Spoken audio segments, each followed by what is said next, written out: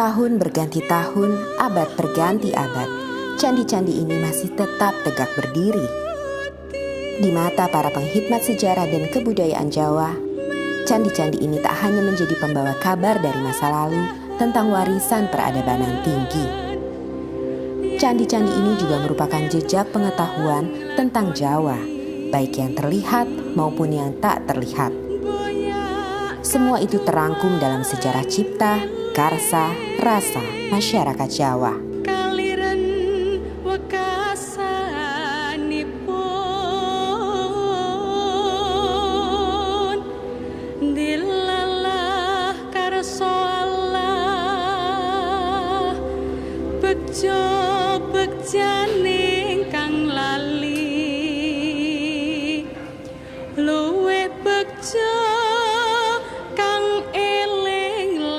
Segenap pencapaian kebudayaan dan kesusastraan Jawa tidak diraih begitu saja dalam waktu yang singkat.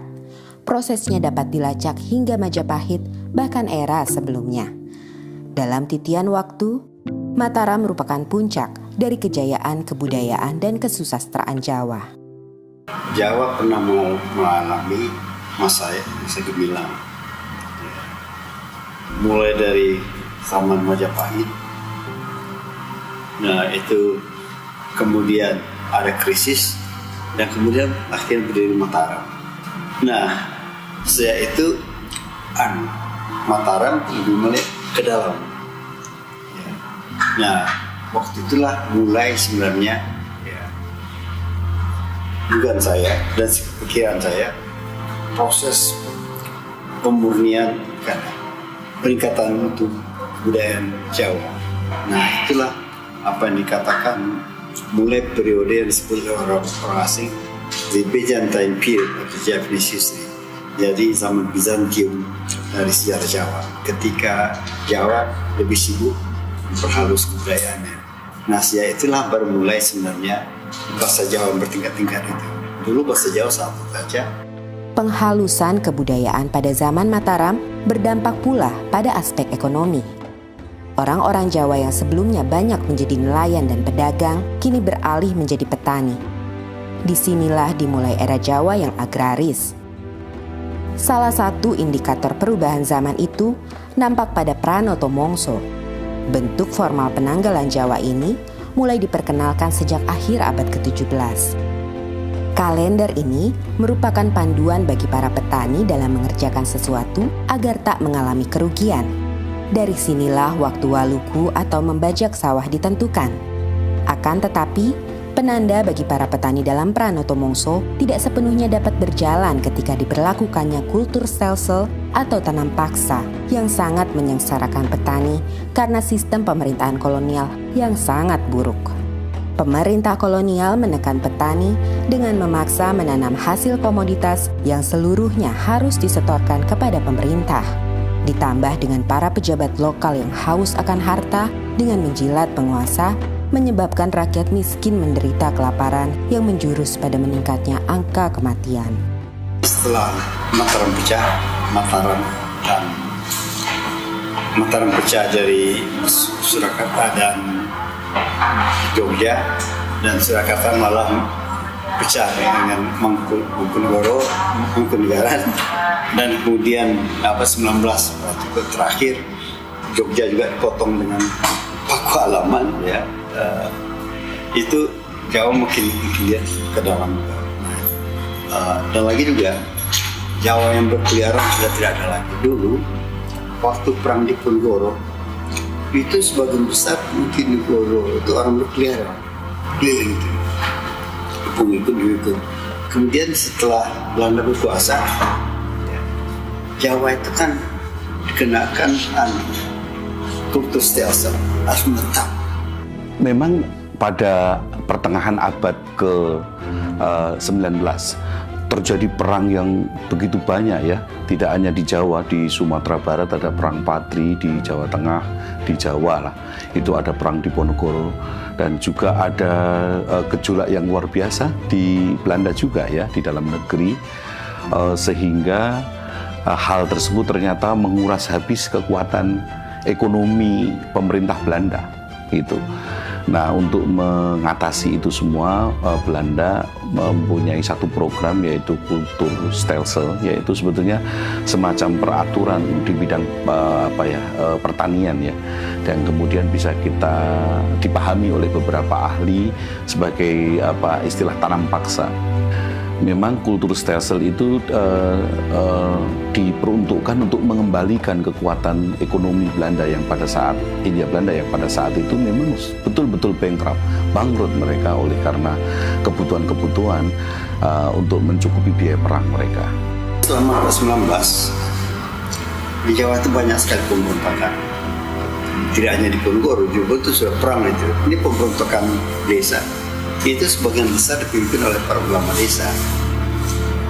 Jadi yang kira tidak hanya di Ponorogo itu perang besar, tapi sesudah itu masih hampir tiap tahun sampai akhir abad 19, sampai tahun 1900 masih ada satu di sana berontak-berontak itu. Nah, untuk mengatasi itu, untuk mengatasi adanya konflik-konflik dan memperkecil adanya perang terbuka antara pemerintah kolonial Belanda dengan para pribumi Jawa, maka dibentuklah satu lembaga yang dinamakan Het Instituut voor de Javaanstaal itu, sebagai lembaga yang bertujuan untuk mengurangi konflik. Yang kedua, memberikan bekal kepada para administrasi pada pegawai Belanda yang bekerja di Jawa. Nah, pemahaman dengan terhadap kebudayaan lokal yang baik itu diharapkan mampu mengurangi konflik. Itu sebenarnya tujuan awal daripada lembaga itu. Het Instituut voor de Javaanstaal te Surakarta yang didirikan di Surakarta pada 1832 oleh Johan Frederik Carl Greica adalah sebuah lembaga kebudayaan yang mempelajari sastra dan kebudayaan Jawa. Disinilah Javanologi untuk pertama kali muncul. Secara terminologis, Javanologi itu kan disusun dari dua kata. Java merujuk di situ batasan budaya, juga bukan batasan administratif ya, tapi batas budaya, dan logos itu pengetahuan. Jadi Javanologi adalah set pengetahuan dan keterampilan tentang kebudayaan Jawa. Itu arti Javanologi. Di dalam Het Instituut voor de Javaanstaal itu bidang-bidang yang dipelajari di sana adalah bidang sastra, bidang bahasa, bidang kebudayaan, wayang, bahkan wajib itu mengetahui yang notabene semua itu menjadi butir-butir yang paling menonjol dalam kebudayaan Jawa, falsafah Jawa, dia harus tahu.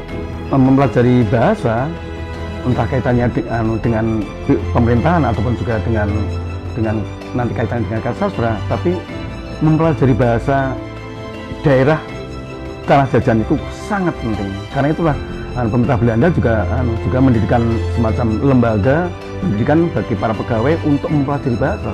Nah, itu kenapa dilakukan? Di antaranya adalah bahwa apabila bahasa itu dikuasai, otomatis nanti karya-karya sastra ataupun buah-buah pikiran yang ditulis oleh orang jajan itu diketahui, maka akan mudah untuk menguasai daerah jajahan.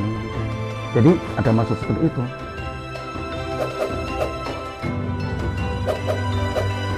Di tengah meningkatnya popularitas Javanologi kala itu, seorang pujangga bernama Ronggo Warsito kerap menjadi rujukan para Javanolog karena pemahamannya dianggap mendalam terhadap kebudayaan dan kesusastraan Jawa, khususnya Jawa kuno.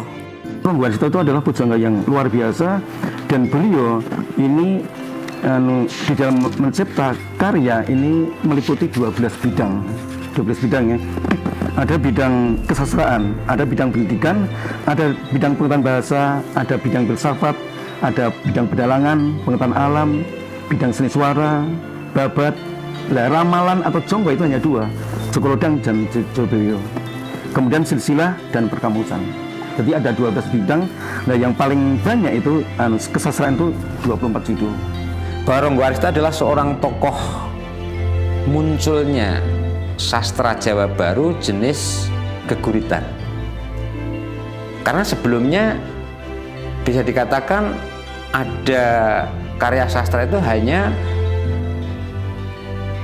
puisi dan prosa. Puisi adalah tembang, prosa adalah gancaran. Gancaran adalah prosa.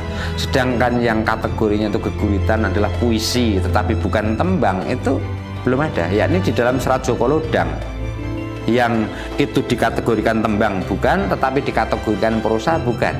Dan secara kebetulan di dalam satu bait tulisan awal dari Serat Joko Lodang itu juga ada sandiasmonya. Kalau dibaca dari atas ke bawah, suku kata yang pertama akan berbunyi Ronggo Warsito Boso Kadaton, sedangkan yang suku kata terakhir setiap baris bila dibaca dari atas ke bawah akan berbunyi Boso Kadaton Ronggo Warsito. Memahami Jawa kuno memiliki arti penting bagi Javanoloh. Dengan memahaminya, maka akan mendatangkan keuntungan, ketenaran, dan kehormatan. Namun, tidak demikian bagi pujanggat seperti Ronggo Warsito yang hampir tidak mendapatkan apapun sebagai informan bagi Javanoloh atau pemerintah kolonial. Zaman dulu kan segalanya kan sensitif ya, apa-apa saja mungkin bisa dilaporkan ke Belanda, sehingga kan Belanda kan sangat berkuasa atas Sunan, dan Sunan mungkin juga agak pikir-pikir kalau ada warganya atau penggawa keraton itu yang menentang pada Belanda. Makanya ya salah satu cara di dalam mengungkapkan hal seperti itu dengan cara simbolis. Kalau terang-terangan jelas nggak mungkin seperti ini. Dia menulis tentang misalkan saja di dalam Serat Kolotido misalkan saja. Isi awalnya memang hanya berlaku, dia mengkritisi keadaan kondisi kerajaan. Mangkyo derajating praja kawuryan wasunyaruri, rurah pangrahing ukara karana tanpa palupi. Hatilar silastuti sujana sarjana kelu kalulun kala tidha. Tidem tandaning dumadi hardayeng rat tining karoban rubedo. Ini adalah sebetulnya awal dari si Ronggo Warsito, jelas mengkritisi kondisi kerajaan saat itu. Punya raja, rajanya itu juga sekti, rajanya juga punya kewibawaan, pegawai-pegawainya baik. Tetapi kondisi saat itu tidak menyelesaikan masalah, huru-hara dan sebagainya. Sebagai pujangga Keraton Surakarta, Ronggo Warsito memelihara hubungan baik dengan para Javanoloh. Salah satunya adalah Carl Friedrich Winter. Sebegitu datang di Jawa ini dan ketemu si Ronggo Warsito, ternyata dia adalah seorang sastrawan, dia seorang yang cinta atas budaya Jawa, dalam hal ini sastra. Nah, karena dia itu juga sesama orang sastrawan, dia ingin menulis tentang sastra Jawa, merasa dirinya itu juga sudah barang tentu tidak sepaham seperti orang Jawa, melihat seorang Ronggo Warsito itu pujangga keraton yang juga sebetulnya sudah memasyarakat, artinya orang luar pun bisa dekat dengan Ronggo Warsito, dia berguru, berteman, lalu sebagai seorang sahabat yang sama-sama menggeluti tentang budaya Jawa, dalam hal ini adalah sastra Jawa. Kalau kita lihat kronologinya, sebetulnya hubungan mereka itu pasca Yavanologi itu sudah berpindah ke Delft dan kemudian ke Leiden ya. Jadi sebetulnya itu keterkaitan mereka itu sebenarnya tidak secara lembaga. Gitu, tidak bahwa C.F. Winter memiliki keterkaitan dengan Java Institute, Institute for the Javan Style tadi, iya, gitu. Tetapi untuk di Jawa ini memang mereka memang bekerja sama dan membuat satu kesepakatan bekerja untuk menghasilkan beberapa karya sastra. Misalnya Kamus Jawa Kawi, kemudian Serat Aji Soko dan seterusnya, itu kan karya-karya mereka. Ada beberapa surat yang secara kebetulan kami ada data yang menunjukkan komunikasi antara Winter bertanya tentang sastra kepada si Ronggo Warsito, dan oleh Ronggo Warsito pun juga ada bukti menjawab atas pertanyaan-pertanyaan si Winter tadi. Di luar menjawab atas pertanyaan yang tadi datangnya dari Winter, itu juga disertai dengan kepentingan-kepentingan secara kebutuhan ekonomi bagi Ronggo Warsito. Ada permintaan dari Ronggo Warsito pinjam uang, istilahnya ngijon terlebih dahulu, ya, oleh karena kepentingan kekurangan secara ekonomis atau keluarganya ada yang sedang sakit, itu nanti mengajukan pinjam uang ke Winter, dan nanti cara mengembalikannya akan diperhitungkan dengan pekerjaan yang dilakukan oleh Ronggo Warsito atas permintaan dari Winter. Namun memang saya juga bisa menyampaikan pada akhirnya mereka ada kerenggangan itu kan. Ada banyak hal yang terkait dengan aspek politis ya. Aspek politis, mungkin situasi politis di Belanda pada waktu itu, dan beberapa hal yang memang sejak awal tidak diminati oleh Ronggo Warsito. Dalam esainya yang legendaris, Javanology and the Age of Ronggo Warsito, Kenji Tsuchiya menulis bahwa pujangga memainkan peran ganda ketika Javanologi Barat masuk. Di satu sisi sebagai sumber informasi bagi para Javanolog Eropa, sementara di sisi lain tetap sebagai orang yang memiliki pengetahuan esoteris mendalam, di mana pengalaman kebatinan Jawa menjadi sumber utamanya. Hal ini kerap dibaca sebagian kalangan sebagai suatu bentuk kontestasi paradigma. Walaupun materi kajiannya sama, tetapi paradigmanya berbeda, ia akan menghasilkan suatu analisa yang bisa berbeda. Dalam hal ini, paradigma orang-orang Jawa memiliki perbedaan dengan paradigma orang-orang Belanda. Kalau kita bicara paradigma, sebetulnya ada worldview di situ. Kemudian juga ada traditions, ada assumption. Nah, titik potong antara worldview, tradition, dan assumption, inilah paradigma ilmu Jawa. Kita mengetahui bahwa sebetulnya background Ronggo Warsito itu adalah budaya Jawa yang begitu organismik. Nah, sementara Winter, walaupun dia seorang turunan, seorang Indo, tetapi dia tetap darah-darah yang barat, pemikiran yang mekanistik itu cukup kuat. Sehingga kadang-kadang antara organismik dan mekanistik ini kadang-kadang terdapat perbenturan gitu. Saya melihatnya seperti itu. Desa Palar, Kecamatan Trucuk, Klaten menjadi tempat persemayaman terakhir Ronggo Warsito. Semasa hidupnya, ia sering mengunjungi desa ini yang menjadi tempat sanak familinya berada. Tidak hanya Ronggo Warsito, makam C.F. Winter juga berada di sini. Setelah pada 1984 makamnya dipindahkan dari kompleks pemakaman Belanda di Jebres, Surakarta atas izin Presiden Soeharto. Pada hari-hari tertentu, makam Ronggo Warsito banyak dikunjungi para peziarah. Daya tarik Ronggo Warsito sebagai pujangga besar memang tidak hanya terdapat semasa ia hidup. Bahkan hingga hari ini, setelah sekian lama ia wafat, pesona itu tak memudar.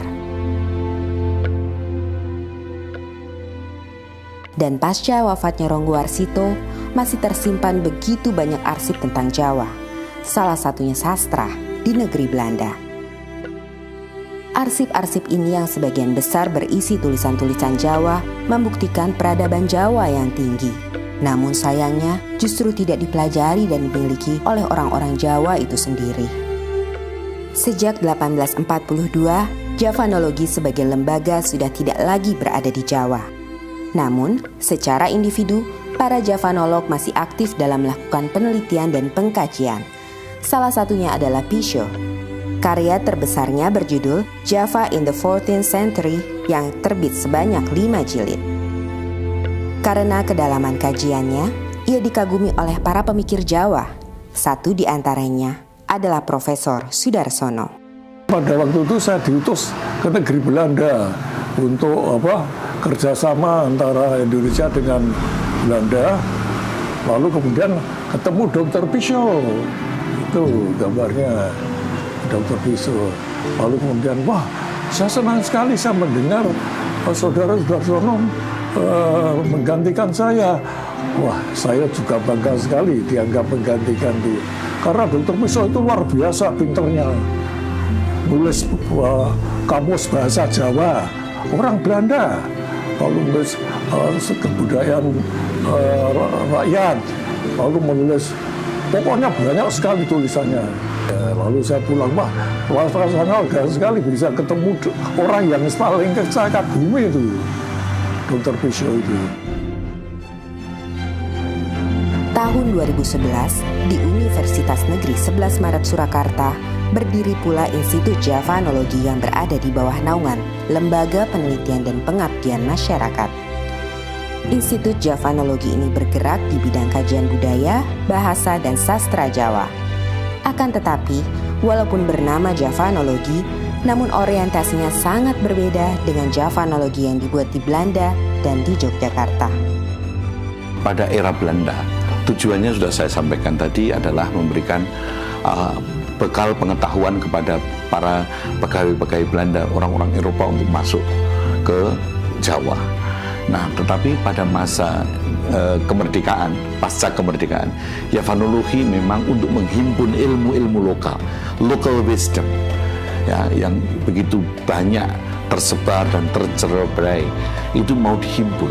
Nah, sekarang di era kami itu Institut Javanologi tidak hanya menghimpun, yang sudah dihimpun itu dicoba untuk ada hilirisasi temuan-temuan pada saat itu. Misalnya begini, di dalam Centini bab 3 itu disebutkan bahwa seorang tokoh di situ, dia menderita penyakit kelamin yang sudah tidak bisa disembuhkan, dan pada saat itu muncul tokoh lain, tokoh yang memberi obat. Kalau kamu pengen sembuh, maka kamu harus menyenggamai sapi betina yang sedang hamil. Kami yang membaca itu tentu tidak akan menyarankan seorang untuk itu kan. Nah, kita melihat sebenarnya ada apa di dalam sapi muda yang sedang hamil itu. Kami sudah mencoba membuat satu seminar dengan asosiasi dokter-dokter seksologi, dan mencoba untuk siapa tahu ini menjadi satu solusi penyakit-penyakit yang sekarang ini, AIDS misalnya. Jadi ini era kami ini sekarang adalah mencoba untuk membuat pembuktian, research dari beberapa temuan yang sudah dihasilkan pada saat itu. Javanologi yang dibuat di Belanda hingga didirikan oleh Universitas Negeri 11 Maret Surakarta hari ini memiliki peranannya masing-masing yang tidak bisa begitu saja diabaikan. Javanologi telah menghidupkan semangat masyarakat Jawa untuk ikut ambil bagian dalam membuat dunia yang lebih baik. Pemahaman antara ilmu dan ngilmu itu memang berbeda. Ilmu bisa diekstrakan, tetapi ngilmu itu bagaimana aplikasi, bagaimana itu memiliki manfaat bagi dunia yang lebih cantik, yang lebih harmonis.